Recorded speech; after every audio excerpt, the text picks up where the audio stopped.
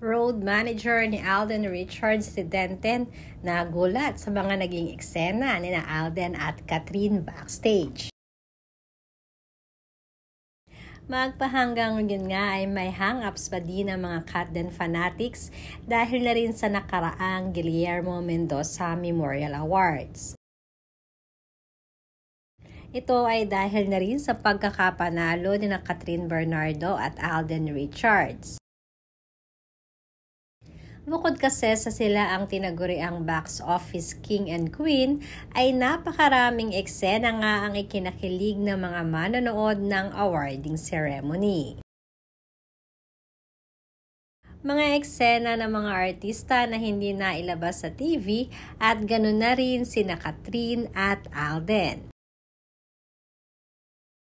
Subalit syempre ang pinaka-highlight ay ang Katden na talaga namang kinakiligan ng husto dahil madami ang nakapuna ng ginawa ng dalawa sa backstage habang naghihintay ng kanilang award.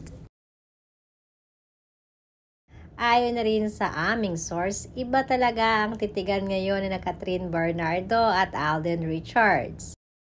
Lalong-lalo na nga na magpang-abot ang dalawa sa backstage after ng ceremony. Maging ang road manager ni Alden na si Tenten ay hindi rin mapigilang kiligin sa dalawa. Halatangang pigil na pigil ang kanilang mga titigan at usapan na makikita mo na parang nag-uusap lang sila sa mata. At marami ding mga press people at reporters na nakakita sa dalawa. Panay din di umano ang tanong ni Alden kay Kathryn na kung may kailangan siya ay sabihan lang sila ni Tenten.